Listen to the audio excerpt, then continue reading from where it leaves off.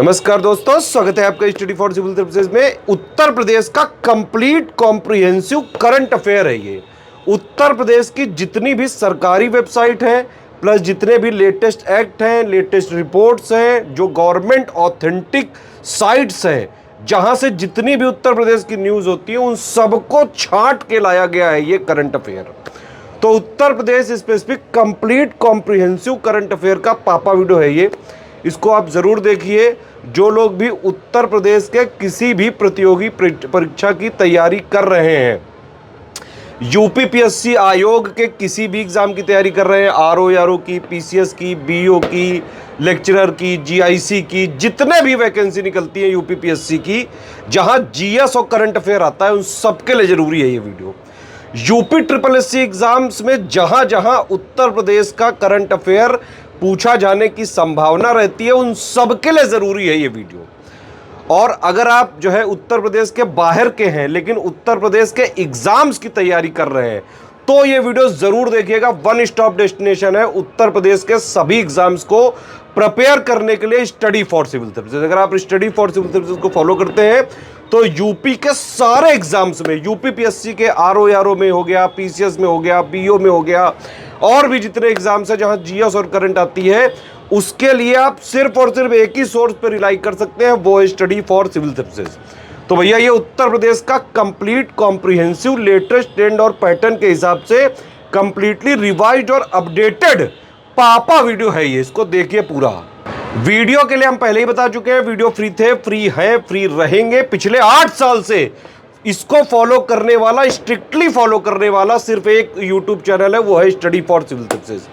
PDF paid ही रहेंगी इनकी, मंथली बाइलिंगुअल यूपी करंट की, बिहार करंट की, टोटल करंट की पीडीएफ आप हमारे ऐप में पा सकते हैं। पापा पीडीएफ वाला फोल्डर में आप जो है सर्च करके बाई करके डाउनलोड कर सकते हैं। इस वाले वीडियो में पिछले महीने का यूपी का, उत्तर प्रदेश का जितना करंट अफेयर सभी एग्जाम्स के लिए जरूरी है, सिर्फ उतना ही लिया गया है। सभी साथियों का बहुत बहुत स्वागत है। Uttar Pradesh special current affair bilingual format में यहाँ पर कंप्लीट करेंगे दिसंबर मंथ 2025 का। सबसे पहले एग्रीमेंट सेक्शन है। Agreement national mineral development corporation यानी एनएमडीसी और आईआईटी कानपुर का हुआ है। बेसिकली इसके लिए साइबर सिक्योरिटी और एडवांस डिजिटल टेक्नोलॉजीज में काम करने के लिए, जिसमें एआई, मशीन लर्निंग शामिल है। ठीक है। एनएमडीसी का हेडक्वार्टर कहाँ पर है ये हम पहले भी डिस्कस कर चुके हैं, एग्जाम में भी आपके आ चुका है। ये हैदराबाद में है, तेलंगाना में। यहाँ पे हैदराबाद में। आगे बढ़ते हैं हम लोग इसमें। अपॉइंटमेंट सेक्शन में श्री प्रशांत कुमार, जो यूपी के पूर्व डीजीपी रह चुके हैं, पूर्व पुलिस महानिदेशक, इनको नया पद दिया है। ये अब बन चुके हैं उत्तर प्रदेश सेवा चयन आयोग के अध्यक्ष, शिक्षा सेवा चयन आयोग के अध्यक्ष बन चुके हैं। Chairperson of Uttar Pradesh education service selection commission, यानी उत्तर प्रदेश शिक्षा सेवा चयन आयोग के अध्यक्ष ये बन चुके हैं। इनका कार्यकाल रहेगा 3 वर्ष का, 3 ईयर का इनका टेन्योर रहेगा। मनोज कुमार सिंह ये मुख्य कार्यकारी अधिकारी यूपी स्टेट ट्रांसफॉर्मेशन कमीशन के बने हैं। नीति आयोग की तर्ज पर 2022 में जो गठित किया गया था यूपी स्टेट ट्रांसफॉर्मेशन कमीशन, जैसे नीति आयोग क्या है, national institute for transforming India है, वैसे ही यूपी स्टेट ट्रांसफॉर्मेशन कमीशन जो बना था 2022 में, फाइनली अब यहाँ पर एक सीईओ नियुक्त किए गए हैं। ठीक है, 3 वर्षों के लिए। ये है श्री मनोज कुमार सिंह। मनोज कुमार सिंह ये परिचित नाम है, ये पूर्व में उत्तर प्रदेश के मुख्य सचिव रह चुके हैं। और प्रेजेंट सीएस कौन है? चीफ सेक्रेटरी उत्तर प्रदेश के शशि प्रकाश गोयल जी हैं, ध्यान रख सकते हैं आप। और current DGP of Uttar Pradesh Shri Rajiv Krishna है। अवार्ड्स एंड ऑनर्स पे आ जाएंगे। प्रधानमंत्री राष्ट्रीय बाल पुरस्कार, ये 2 अवार्डीज हैं उत्तर प्रदेश से। अजय राज हैं, ये है आगरा से, और पूजा पाल हैं, ये बाराबंकी से। प्रेसिडेंट द्रौपदी मुर्मू जी के हाथों से इनको ये पुरस्कृत किया गया था। बाराबंकी जिले की जो पूजा पाल हैं, इनको भूसे और धूल को अलग करने वाली एक मशीन डेवलप करने के लिए सम्मानित किया गया है। भूसे और धूल को अलग करने वाली मशीन इन्होंने बनाई है। धूल और वायु प्रदूषण को कम करती है ये मशीन, कृषि गतिविधियों में काम आएगी। ठीक है। यह आविष्कार गेहूं की मड़ाई, जो थ्रेशिंग होती है, उस दौरान निकलने वाली धूल की समस्या का समाधान करती है। तो इनोवेशन है जो है पूजा पाल का बाराबंकी से। जबकि ब्रेवरी के लिए अवार्ड मिला है आगरा स्थित बासावनी के झरनापुरा गांव के निवासी जो 9 साल के अजय हैं। मगरमच्छ के हमले से इन्होंने अपने पिता की जान एक बार बचाई थी, तो ये ब्रेवरी के लिए अवार्ड किया गया इनको। ठीक है। पूजा पाल और अजय राज पूजा पाल, इनका नाम ध्यान रख सकते हैं आप। ठीक है। आगे है स्कीम्स कैंपेन इनिशिएटिव, तो ऋषि अगस्त्य वाहन अभियान यानी says Agastya vehicle expedition save campaign. और जाहिर सी बात है, अगर आप लगातार करंट अफेयर फॉलो कर रहे हैं तो काशी तमिल संगमम के एक भाग के रूप में ये जारी किया गया है। ये इनिशिएटिव है काशी तमिल संगमम के एक भाग के रूप में, और इसको आगे बढ़ाएगा मिनिस्ट्री ऑफ एजुकेशन। ठीक है, तो आईआईटी मद्रास और बीएचयू कुल मिला करके ये जो नोडल एजेंसीज हैं काशी तमिल संगमम की एक्टिविटीज़ को आगे बढ़ाते हैं, तो उसी के तहत ये है। और इसके तहत क्या है कि अगस्त से जुड़े जो पौराणिक मार्ग हैं, ठीक है, भारतीय ज्ञान प्रणाली में तमिलनाडु के योगदान को प्रदर्शित किया जाएगा इसमें। पांडियन शासक जो वीर पांडियन जो हैं उनकी विरासत को भी सम्मानित इसमें किया जाएगा, जिन्होंने सांस्कृतिक एकता का संदेश फैलाने के लिए एक बार उत्तर की यात्रा की थी और एक शिव मंदिर बनाया था जिसे तेन काशी के नाम से जानते हैं। तो अपने मार्ग के अभियान में चेर, चोल, पल्लव, चालुक्य और विजयनगर काल के सभ्यतागत संबंधों को इसमें दर्शाया जाएगा। तो एक मतलब कह सकते हैं कल्चरल एक्सचेंज प्रोग्राम जैसा ही है कि जहाँ पर अगस्त ने यात्रा की थी उन स्थलों को रेखांकित किया जाएगा। ठीक है, जहाँ पर वीर पांड्यन ने यात्रा की थी उन स्थलों को रेखांकित किया जाएगा। तो इसकी शुरुआत कहाँ से होगी? इसकी शुरुआत तेनकासी से होगी, जो कि तमिलनाडु में एक स्थल है, और ये काशी यानी कि वाराणसी ये पहुंचेगा। ठीक है, दिसंबर तक ये पहुंचना था इसको, 2 दिसंबर से शुरू होकर के 10 दिसंबर तक चला था, यानी तेनकासी तमिलनाडु से काशी यानी उत्तर प्रदेश के वाराणसी तक ये आया था। ठीक है, ये अभियान। तो इसके तहत जो है ये बताया गया है कि कौन-कौन से हमारे कल्चरल यूनिटी के स्थल रहे हैं। अगस्त ने जो यात्रा की, वीर पांडियन ने जो यात्रा की थी, बीच-बीच में जो मंदिर बनवाए उनको हाइलाइट किया गया है। तो तमिलनाडु और काशी के बीच जो विचार, संस्कृति है, आध्यात्मिक शिक्षा के गहरे ऐतिहासिक जो संबंध है, उनको रेखांकित इसमें किया जाता है। काशी तमिल संगमम की थीम ही यही है कि काशी की संस्कृति को तमिल की संस्कृति से जोड़ना है। ठीक है? आपकी पूंजी आपका अधिकार अभियान ये आरबीआई ने जारी किया था। प्रयागराज से इसको जारी किया था। इसका उद्देश्य ये था कि जितने भी बैंक्स हैं उनको प्रमोट किया जाएगा कि जितने भी अनक्लेम्ड डिपॉजिट्स हैं, जो डोरमेंट बैंक अकाउंट्स में जो अनक्लेम्ड डिपॉजिट्स हैं, अगर उसको बैंक्स क्लियर कराते तो उनको प्रोत्साहन मिलेगा। ये यहाँ पे थीम थी। ये प्रयागराज से शुरू किया गया था, बस ये इंपॉर्टेंट हो सकता है। आपकी पूंजी आपका अधिकार अभियान ये आरबीआई ने प्रयागराज से शुरू किया है। आगे बढ़ते हैं।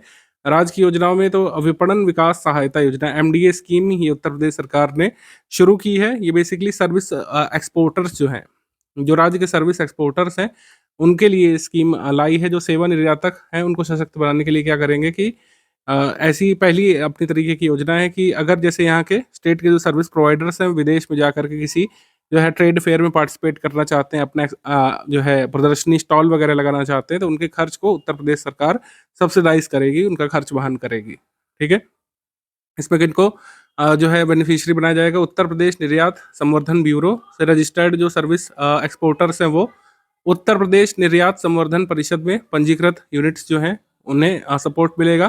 भारत सरकार द्वारा आइडेंटिफाइड जो 12 जो है फील्ड है, 12 फील्ड से जुड़े जो सर्विस एक्सपोर्टर्स हैं उनको लाभ यहाँ पे दिया जाएगा। ये यहाँ पे है।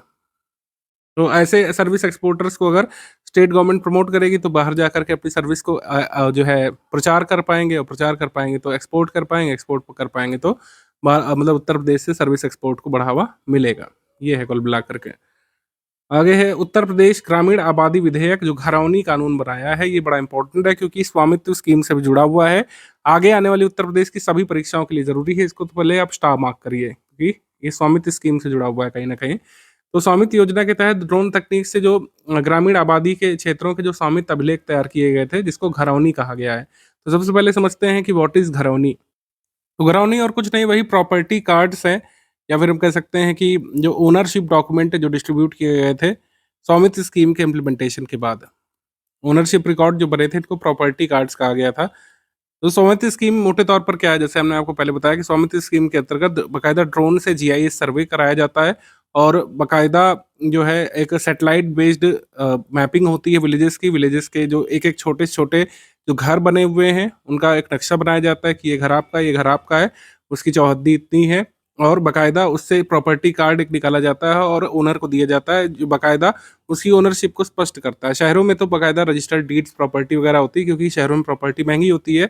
गांव में ज़्यादा मकानों की वैल्यू नहीं है। अगर उत्तर प्रदेश में अगर आप रहते हैं तो आपको पता है गांव के मकानों की वैल्यू इसीलिए कम है क्योंकि उनकी जो मतलब कह सकते हैं रिकॉर्ड है वो बहुत कम डिफाइंड है जगह जगह पर। भूलेख वगैरह में जो है नहीं ज़्यादा उनको लीगल बैकिंग मिली थी। लेकिन अब चूँकि स्वामित्व स्कीम से बाकायदा ये प्रॉपर्टी रिकॉर्ड बने, प्रॉपर्टी कार्ड बने, सबको दिए गए, उसमें बाकायदा ओनर का नाम रहता है, प्लॉट की डिटेल होती है कि आपका जो प्लॉट है मतलब जिसमें आपके गाँव में घर बना हुआ है, उसका प्लॉट का एरिया वगैरह कैसा है, चौहद्दी कितनी कैसे क्या है, आपके बगल में किसका घर है, और एक आउटलाइन मैप भी बना रहता है।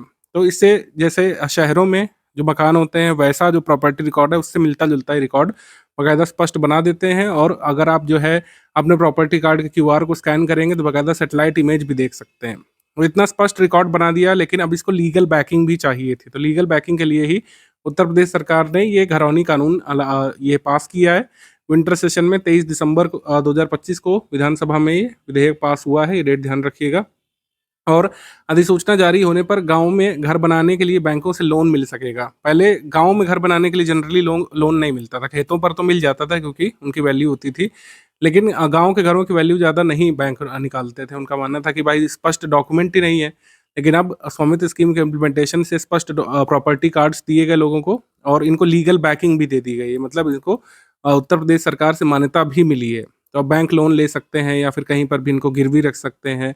एक ज़मीन के एक प्रॉपर कार्ड्स जो हैं, एक ओनरशिप डॉक्यूमेंट्स जो हैं, ओनरशिप राइट्स इनको विलेजेस को मिल गए हैं स्वामित्व स्कीम के इम्प्लीमेंटेशन से। ठीक है, तो यही है घरौनी। तो घरौनी में आपसे पूछे कि व्हाट इज़ घरौनी, तो स्वामित्व के तहत जो प्रॉपर्टी कार्ड दिए गए थे वही घरौनी है। अब उनको उत्तर प्रदेश के इस कह सकते हैं घरौनी कानून से लीगल बैकिंग भी मिल गई है। जैसे खेतों के रिकॉर्ड्स की लीगल बैकिंग होती है, वैसे ही अब घरों के जो लैंड रिकॉर्ड्स की उसकी भी लीगल बैकिंग ये तैयार कर दी गई है घरौनी के तहत। ये है कुल मिला करके। तो गाँव में रहने वाले घरों के लोगों को ओनरशिप राइट उनके मिल गए हैं। घरौनी जो है लगातार अपडेट होने वाला डॉक्यूमेंट रहेगा, इसमें कोई एरर वगैरह भी आप अपडेट करा सकते हैं। ठीक है, उसमें मोबाइल नंबर भी आपका दर्ज रहेगा, आप सारे डॉक्यूमेंट वगैरह इसको शेयर भी कर सकते हैं इधर-उधर। ठीक है, फ़ोन नंबर, एड्रेस सब आपका इसमें दिया रहेगा। तो इससे क्या रहेगा कि एक तो लीगल बैकिंग है, आप लोन वगैरह ले सकते हैं, आपकी प्रॉपर्टी की वैल्यू बन गई, आप खरीद-बेच भी सकते हैं गाँव का घर। पहले गाँव का घर खरीदने-बेचने में बड़ी दिक्कत आया करती थी, लेकिन अब ऐसा नहीं होगा। ठीक है, तो स्वामित्व स्कीम बहुत इंपॉर्टेंट है, मैं लगातार आपको बताता हुआ चल रहा हूँ। और इसके पीछे का जो है मतलब बैकग्राउंड जो है स्वामित्व स्कीम का, ये भी आप ज़रूर ध्यान रखिएगा। जैसे इसमें लिखा है कि उत्तर प्रदेश में ये 1 लाख प्लस गाँवों का जो है ये नोटिफ़िकेशन हो चुका है, मतलब इनका सर्वे हो चुका है। 90,000 से ज़्यादा का पूरा कंप्लीट भी हो चुका है, प्रॉपर्टी कार्ड्स भी उनके डिस्ट्रीब्यूट हो चुके हैं 90,000 प्लस विलेजेस में। 90,500 कुछ नंबर है जिनमें प्रॉपर्टी कार्ड्स बाकायदा जो है इशू हो चुके हैं। अब इन्हीं प्रॉपर्टी कार्ड्स को इस विधेयक से लीगल बैकिंग मिल जाएगी। बीपीएससी की परीक्षा में सवाल आया था स्वामित्व स्कीम से, इसको एक बार दोहरा लेते हैं। तो स्वामित्व स्कीम एक खान मंत्रालय के तहत कार्यरत एक केंद्रीय क्षेत्रक योजना है। तो ये सेंट्रल सेक्टर स्कीम तो है, लेकिन ये खान मंत्रालय के अंतर्गत नहीं काम करती, मिनिस्ट्री ऑफ पंचायती राज के अंतर्गत काम करती है। मिनिस्ट्री ऑफ पंचायती राज के अंतर्गत ये स्कीम है। स्वामित्व की ध्यान रखिए, मिनिस्ट्री ऑफ रूरल डेवलपमेंट के अंतर्गत नहीं है, ये कंफ्यूज हो सकते हैं आप। अगला है कि this scheme seeks to create a geo positioning infrastructure like CORS network to benchmark the location and provides 5 centimetre level accuracy. 5 centimetre तक के लेवल की एक्यूरेसी यहाँ पे अचीव की गई है। मतलब जहाँ तक आपका घर बना है उसकी चौहद्दी मतलब 5 सेंटीमीटर के एरर तक पूरी डिफाइन कर दी गई है इसके तहत। CORS यूज़ करती है। CORS का मतलब है यहाँ पर जो है continuous operating resource system. Continuous operating resource system है, यहाँ पर फुल फॉर्म में गलत दिया हुआ है। क्रॉस ओरिजिन रिसोर्स शेयरिंग इसका मतलब नहीं है। कंटिन्यूस ऑपरेटिंग रिसोर्स सिस्टम का इसमें इस्तेमाल किया जाता है। और ये रिफॉर्मेटिव स्टेप है, जिससे क्लियर ओनरशिप जो है रूरल इनहैबिटेड आबादी मतलब ग्रामीण आबादी क्षेत्रों की क्लियर ओनरशिप डॉक्यूमेंट्स जो है डिफाइन की जा सकेगी। बाकायदा घरौनी रजिस्टर भी इसमें बनेगा जो पंचायत के पास उपलब्ध होगा। तो घरौनी रजिस्टर के माध्यम से पंचायतें कुछ कर भी वसूल सकती हैं। जैसे गाँव के घरों से कोई कर वसूलना जनरली नहीं पॉसिबल होता था, क्योंकि रिकॉर्ड ही नहीं है, कोई कर देने को तैयार ही नहीं होता था। लेकिन अब घरौनी रजिस्टर बन गया है, तो जिनके जिनके घर बने हुए गाँव में उनसे पंचायत ये कुछ कर भी वसूल सकती है, जिसका पैसा जो है डेवलपमेंट के काम में आएगा। ठीक है, तो जो है ड्रोन टेक्नोलॉजी से लैंड पार्सल्स की मैपिंग करके हर घर को एक प्रॉपर्टी कार्ड यहाँ पे दिया जा सकता है, जो दिया गया है ये सही। हमारा आंसर क्या हो जाएगा इसमें? 1 और 3 यहाँ पे रॉन्ग है, बाकी 2 और 4 सही है। ये है। आप इसकी लॉन्च डेट जो है ये कमेंट सेक्शन में लिख करके बताइए जल्दी से। लॉन्च डेट एग्जाम में पूछी गई थी UP SSC के एग्जाम में। बताइए कमेंट करके कि स्वामित्व स्कीम की लॉन्च डेट क्या है। आगे बढ़ने से पहले आपको बता दें कि यूपीपीएससी का प्रीलिम्स का और मेंस का course study for civil services का लगातार रनिंग है। आप इसमें ज्वाइन करके पूरी तैयारी कर सकते हैं। हमारा कंप्लीटली रिवाइज्ड और अपडेटेड सिलेक्शन मटेरियल अवेलेबल रहता है।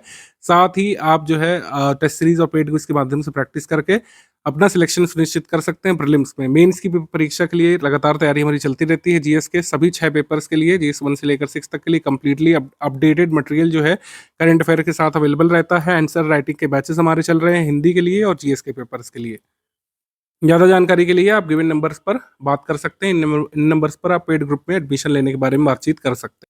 इसके बाद उत्तर प्रदेश बिजली बिल राहत योजना 2026 से आई है। उत्तर प्रदेश इलेक्ट्रिसिटी बिल रिलीफ स्कीम, आपने अपने आसपास के सब स्टेशंस में देखा भी होगा, कैंप वगैरह लगे हुए हैं।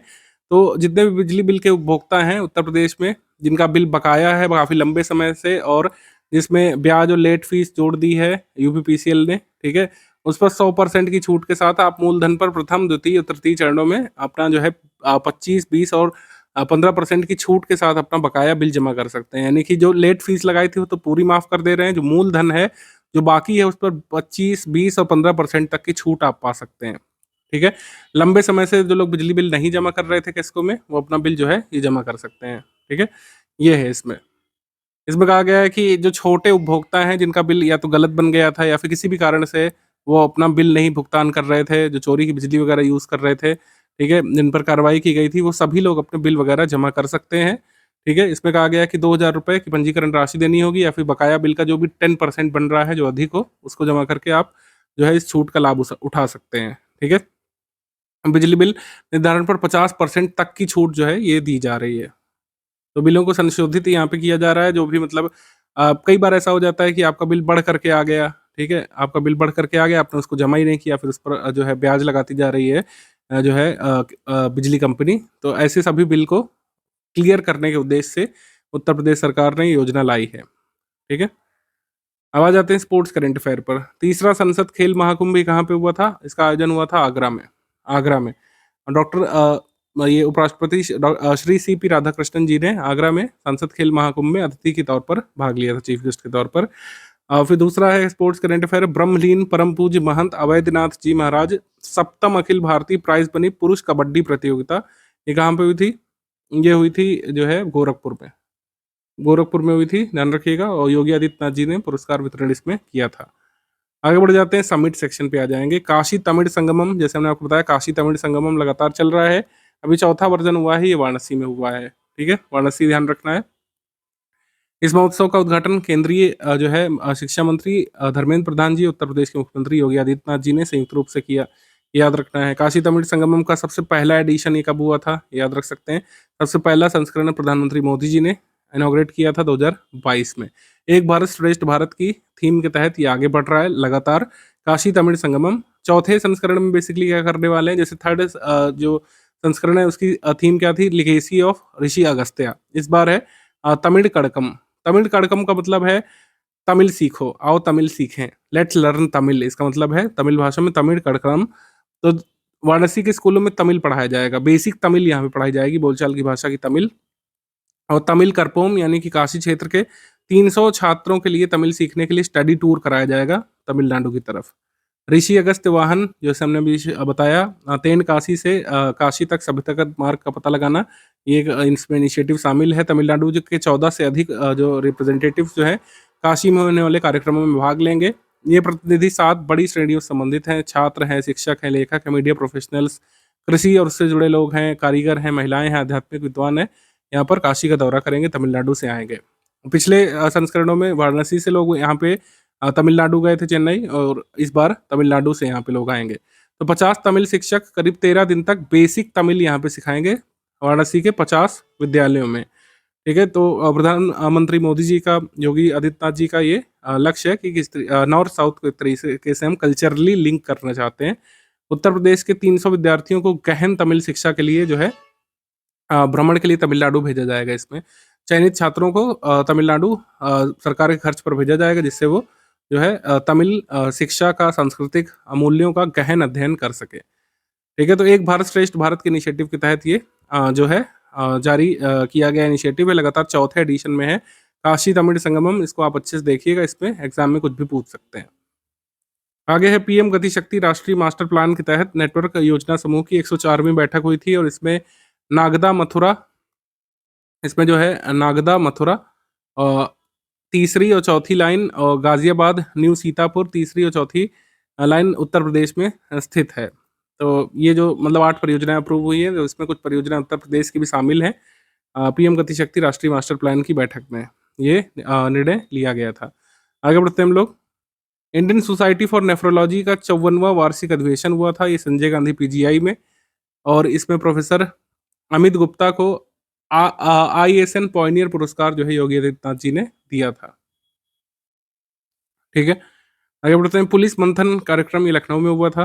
मुख्यमंत्री योगी आदित्यनाथ जी ने सहभाग करने के साथ ही कर्तव्यनिष्ठ पुलिस अधिकारियों जवानों को मुख्यमंत्री उत्कृष्ट अलंकरण से सम्मानित किया था। मुख्यमंत्री जी ने इस अवसर पर एक यक्ष ऐप लॉन्च किया है। यक्ष ऐप एआई और बिग डेटा एनालिसिस के माध्यम से बीट बुक का डिजिटल स्वरूप ये जारी किया गया है। जैसे बीट के बारे में जैसे कुछ लोग नहीं जानते हैं, मैं बता दूं आपको। जैसे आपके एरिया के जो पुलिस स्टेशन है ना, तो पुलिस स्टेशन एक छोटे से एरिया को कवर करता है। पुलिस स्टेशन के भी एक सब यूनिट्स होते हैं, उसको बीट कहा जाता है। पुलिस स्टेशन एक बड़ा एरिया कवर करता है, उसको कुछ छोटे छोटे एरियाज में बांट दिया जाता है, जिसको बोल देते हैं बीट्स। क्या बोलते हैं? बीट्स। तो एक पुलिस स्टेशन के 5-6 या 2-4 जितने भी एरिया के हिसाब से बीट्स होते हैं, और हर बीट का एक बीट पुलिस अधिकारी होता है, कांस्टेबल लेवल का जो ऑफिसर होता है, अपनी बीट को देखता है। तो बीट बुक एक बाकायदा मेंटेन की जाती है पुलिस स्टेशन पर। तो ऐसी बीट बुक को डिजिटाइज करने के उद्देश्य से यक्ष ऐप जो है जारी किया गया है। ठीक है, जिससे प्रॉपर एडमिनिस्ट्रेशन हो सके और प्रॉपर सर्विलांस रह सके। तो बीट बुक का एक डिजिटल संस्करण जारी किया गया जिसका नाम है यक्ष ऐप।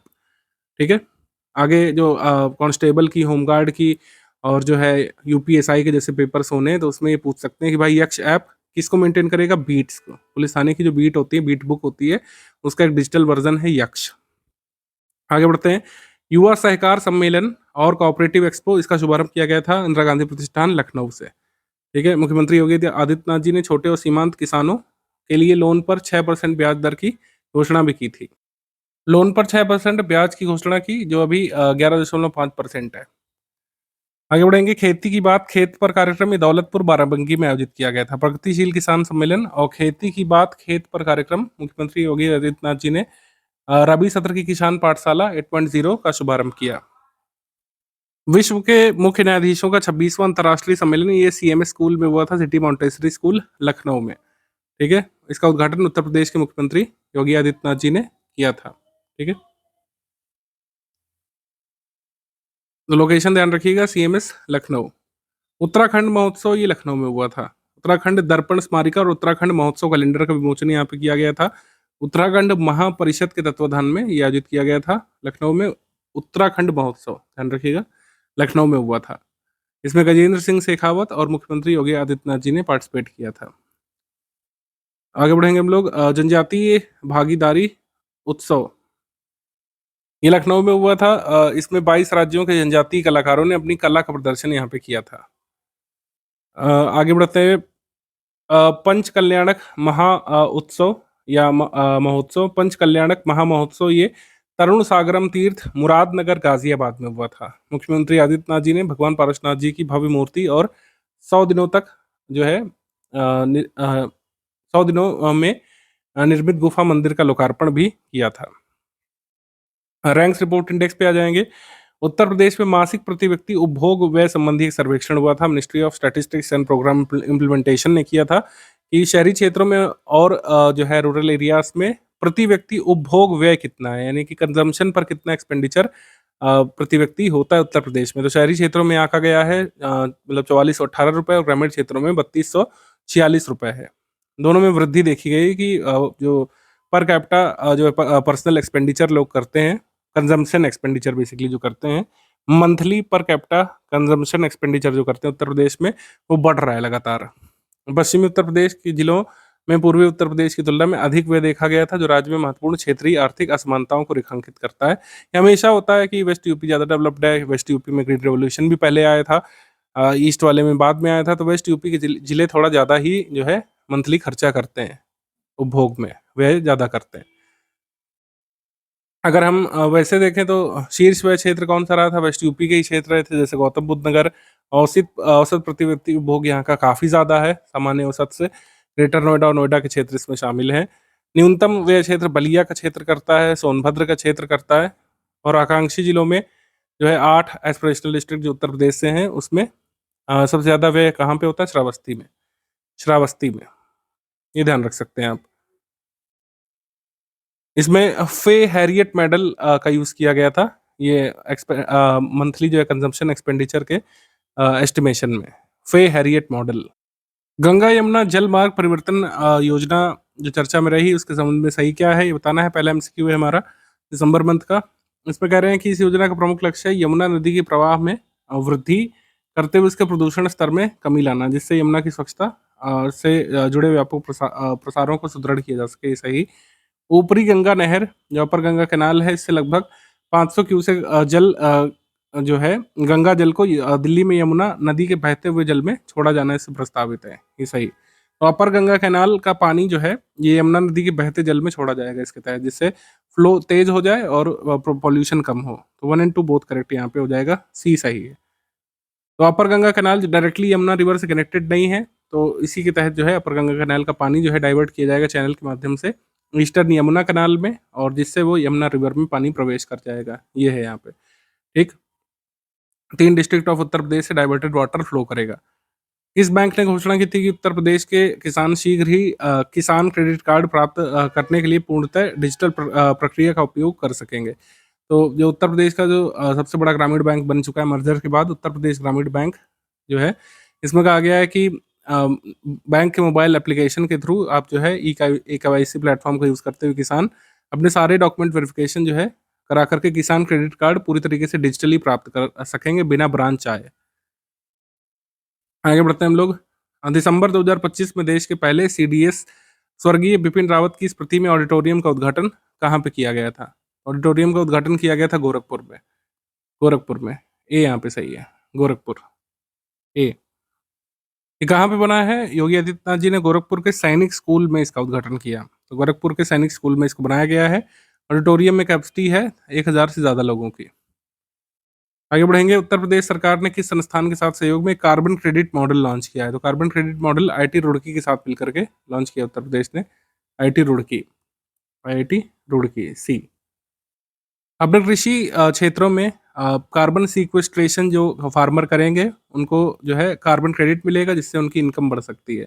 अगर green house gas emission reduce करेंगे अपने फार्म में तो उनको कार्बन क्रेडिट मिलेगा, जिससे उनकी इनकम में बढ़ावा मिलेगा। सबसे पहले ये प्रोग्राम सहारनपुर डिवीज़न में शुरू कर दिया गया है। सहारनपुर मंडल से इसको शुरू कर दिया है और धीरे-धीरे इसको पूरे स्टेट में एक्सपैंड किया जाएगा। ठीक है?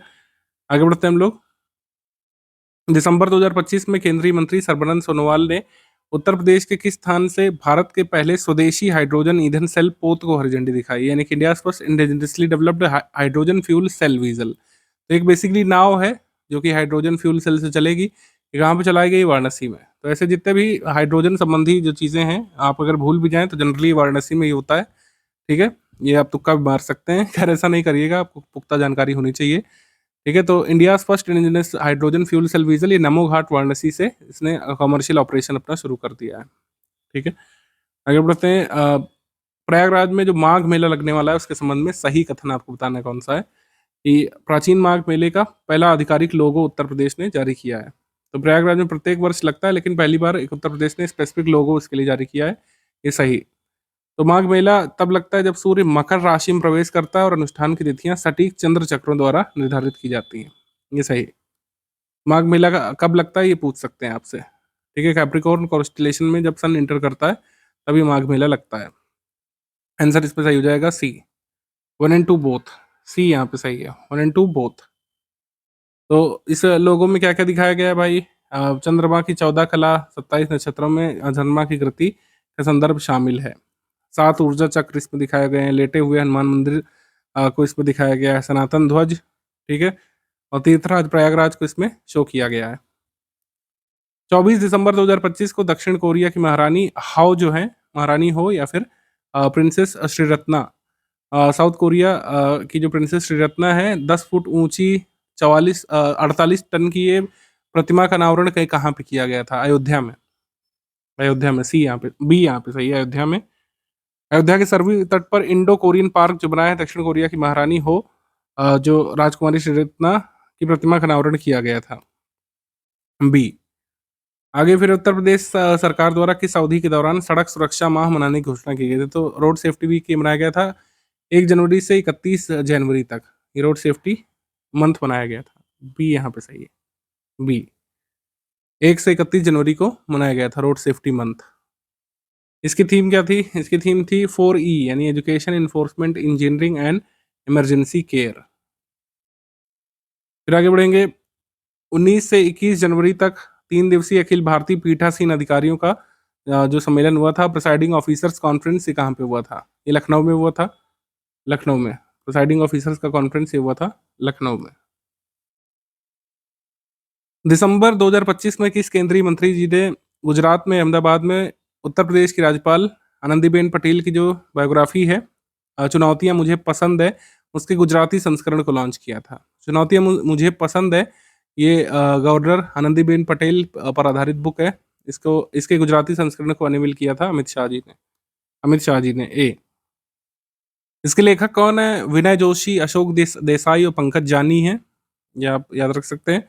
Uttar Pradesh expressway rail network metro train, airport और एयर कनेक्टिविटी के मामले में देश में किस स्थान पर है? तो उत्तर प्रदेश फर्स्ट पर है, ध्यान रखिएगा। नंबर ऑफ एक्सप्रेसवेज के मामले में, एयरपोर्ट्स के मामले में, एयर कनेक्टिविटी के मामले में, मेट्रो ट्रेन के मामले में, ठीक है, पहले स्थान पर उत्तर प्रदेश। शिक्षा मंत्रालय के स्कूल शिक्षा और साक्षरता विभाग के सचिव जी ने किस जिले में पीएम श्री नवोदय विद्यालय में एक माइक्रो फॉरेस्ट का उद्घाटन किया है? माइक्रो फॉरेस्ट का उद्घाटन किया गया था गौतम बुद्ध नगर में, ठीक है, गौतम बुद्ध नगर में। डी यहाँ पे सही है। विशेष अभियान के तहत उत्तर प्रदेश के गौतम बुद्ध नगर में पीएम श्री नवोदय विद्यालय में एक माइक्रो फॉरेस्ट यानी फल उद्यान और परागण पार्क का उद्घाटन किया गया था। मिशन लाइफ के तहत ये किया गया है, ठीक है। मिशन लाइफ बहुत इंपॉर्टेंट है, इससे लगातार क्वेश्चन आते रहते हैं एग्जाम में। बनारस लोकोमोटिव वर्क्स ने किस देश को अपना स्वदेशी रूप से निर्मित अपना 6वां लोकोमोटिव निर्यात किया है? तो ये मोजाम्बिक को भेजा था। कई सारे अफ्रीकन कंट्रीज को भेजा जा चुका है यहाँ से लोकोमोटिव, न्यू गिनी वगैरह को। अब भेजा गया मोजाम्बिक को, ठीक है, मोजाम्बिक को। फिर अगला है कि दिसंबर 2025 में उत्तर प्रदेश सरकार ने किस स्थान पर भारत के पहले समर्पित वन विश्वविद्यालय की स्थापना की घोषणा की है? तो एक डेडिकेटेड फॉरेस्ट यूनिवर्सिटी कहाँ पे खुलेगा? तो फॉरेस्ट यूनिवर्सिटी खुलेगा Jatayu conservation and breeding centre के निकट, ठीक है, गोरखपुर में। गोरखपुर में। डी यहाँ पे सही है। भारत का पहला समर्पित वन विश्वविद्यालय ये बनेगा गोरखपुर में। दिसंबर में उत्तर प्रदेश कैबिनेट ने अयोध्या में प्रस्तावित विश्व स्तरीय मंदिर संग्रहालय के लिए आवंटित की गई 25 एकड़ की भूमि को और कितना विस्तार दिया है? अभी 50 एकड़ प्लस में बनेगा, 52.101 एकड़ में ये बनेगा विश्व स्तरीय मंदिर संग्रहालय। ये यहाँ पे सही है। आगे क्वेश्चन है कि दिसंबर 2025 में की गई घोषणा के अनुसार उत्तर प्रदेश सरकार ग्रामीण शिक्षा में सुधार लाने और छात्रों को डिजिटल शिक्षण संसाधन उपलब्ध कराने के लिए पहले चरण में राज्य में कितने ग्राम पंचायतों में डिजिटल पुस्तकालय स्थापित करेगी? ये बड़ा इंपॉर्टेंट है। तो जो है शुरुआत में 11,350 जो है ग्राम पंचायतों में डिजिटल पुस्तकालय स्थापित की जाएंगे। डी यहाँ पे सही है। पहले चरण में 11,350 ग्राम पंचायतों में इस्टेब्लिश होंगे डिजिटल पुस्तकालय। इसका उद्देश्य है कि मतलब ऐसी व्यवस्था हो जाए कि ग्राम में ही लोग अपने पुस्तकें एक्सेस कर सकें और उन्हें तैयारी के लिए बाहर न जाना पड़े। डिजिटल लाइब्रेरी बनाई जाएंगी 11,350 ग्राम पंचायतों में फर्स्ट फेज में। ईच लाइब्रेरी कॉस्ट एस्टिमेट की गई 4 लाख रुपए। 2 लाख रुपए से पुस्तकें खरीदी जाएंगी, 1.5 लाख रुपए से IT इक्विपमेंट, कंप्यूटर्स वगैरह, और 70,000 रुपए से मॉडर्न फर्नीचर रखा जाएगा। ग्राम पंचायत भवन के आसपास ही बनेगा और इसमें e books, video lecture, audio content, quiz, internet support ये सब उपलब्ध कराया जाएगा, जिससे लोग कॉम्पिटिटिव एग्जाम्स की तैयारी, हायर रिसर्च की तैयारी अपने ग्राम में ही कर सकें, ठीक है। तो आगे देखते हैं क्या होता है। शुरुआत में ये 11,350 पंचायतों में शुरू किया जाएगा। अगला है कि अटल बिहारी वाजपेयी जी की 101वीं जयंती पर जो राष्ट्र प्रेरणा स्थल जो है नरेंद्र मोदी जी ने, इसका उद्घाटन कहाँ पे किया है? लखनऊ में। राष्ट्र प्रेरणा स्थल का उद्घाटन किया है लखनऊ में। बी यहाँ पे सही है। इसमें सिर्फ अटल बिहारी वाजपेयी जी की प्रतिमा नहीं है, श्यामा प्रसाद मुखर्जी, पंडित दीनदयाल उपाध्याय की प्रतिमाएं भी लगाई गई हैं। अटल बिहारी वाजपेयी की तो लगाई ही गई है। आगे है उत्तर प्रदेश के किस जिले में स्थित पार्वती अर्गा पक्षी अभयारण्य को इको सेंसिटिव जोन घोषित किया गया है? पार्वती अर्गा है ये गोंडा में, ठीक है, पार्वती अर्गा पक्षी अभयारण्य है गोंडा में। इसको इको सेंसिटिव जोन अभी घोषित किया गया है एनवायरमेंट प्रोटेक्शन एक्ट 1986 के तहत, ठीक है। बी यहाँ पे सही है। फिर ये पूर्वांचल का पहला यार्न प्रोसेसिंग ये कहाँ पे लगाया जाएगा? यार्न प्रोसेसिंग प्लांट पूर्वांचल का लगाया जाएगा मिर्जापुर में। मिर्जापुर में, ए यहाँ पे सही है, मिर्जापुर। लालगंज में लगाया जाएगा यार्न प्रोसेसिंग प्लांट। अप्रैल 2026 तक इसके पूरा होने की उम्मीद है। फिर है कि राजनाथ सिंह जी और मुख्यमंत्री आदित्यनाथ जी ने श्री राम जन्मभूमि मंदिर अयोध्या में द्वितीय वार्षिकोत्सव और प्रतिष्ठा द्वादशी समारोह में मां अन्नपूर्णा मंदिर के शिखर पर धर्म ध्वजा फहराई थी। क्या ये सही है? यस, ये सही कथन है। धर्म ध्वजा फहराई थी रक्षा मंत्री योगी आदित्यनाथ जी ने संयुक्त रूप से। और दिसंबर 2025 में उत्तर प्रदेश सरकार ने अनुपूरक बजट पास किया, ये सही। अनुपूरक बजट का साइज ये नोट कर सकते हैं। हमारा आंसर सही हो जाएगा इसमें C, 1 and 2 both correct. C, 1 and 2 both correct. आगे बढ़ते हैं। उत्तर प्रदेश में निम्न में से किस संस्थान ने अपनी स्थापना के 100 वर्ष पूरे किए हैं? तो 100 वर्ष अभी पूरे किए हैं भातखंडे संस्कृति यूनिवर्सिटी ने। भातखंडे संस्कृति विश्वविद्यालय ने यहाँ पर अपनी स्थापना के 100 वर्ष पूरे कर लिए हैं, क्योंकि 1926 में ये इंस्टीट्यूट खुल गया था, तब इसका नाम अलग था। तब इसका नाम रखा गया था Marris college of music. Governor of Awadh के नाम पर रखा गया था मैरिस कॉलेज ऑफ म्यूजिक। 1966 में उत्तर प्रदेश सरकार ने इसको टुक ओवर कर लिया और इसको नाम दिया Bhatkhande college of Hindustani music. और इसके बाद डीम्ड यूनिवर्सिटी बना 2000 में, तब से इसका नाम है भातखंडे संस्कृति यूनिवर्सिटी। सी यहाँ पे सही है। तो भातखंडे ने अपने 100 वर्ष पूरे किए हैं। साइबर अपराध की जांच और धोखाधड़ी का पता लगाने के लिए उन्होंने डिजिटल प्लेटफॉर्म जो शुरू किया गया, उसका नाम क्या है? इसका नाम है प्रतिबिंब। प्रतिबिंब इसका नाम है। बी यहाँ पे सही है, प्रतिबिंब। फिर आखिरी यहाँ पर देख लेते हैं सवाल, निम्नलिखित में से कौन सा कथन सही है?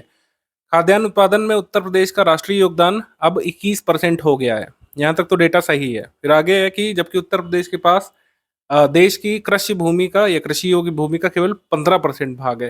ये डेटा रॉन्ग है, क्योंकि उत्तर प्रदेश के पास देश की कृषि भूमि का करीब 10% भाग है। कृषि योग्य भूमि का केवल 10% है उत्तर प्रदेश के पास, यहाँ पर 15% दिया है।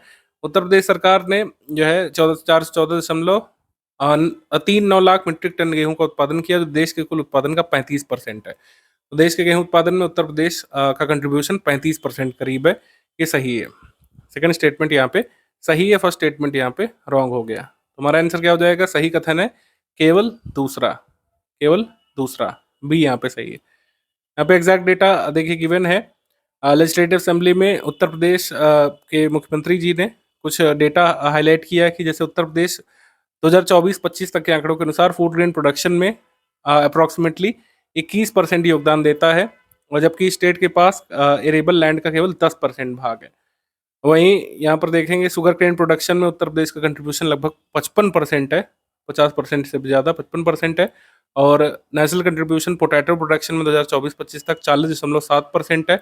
बनाना प्रोडक्शन में 19.3% है। तो ये डेटा आप याद रख सकते हैं 2026-27 तक के एग्जाम्स के लिए, ये आ सकते हैं स्टेटमेंट आपके एग्जाम में। इसका आंसर हो जाएगा बी।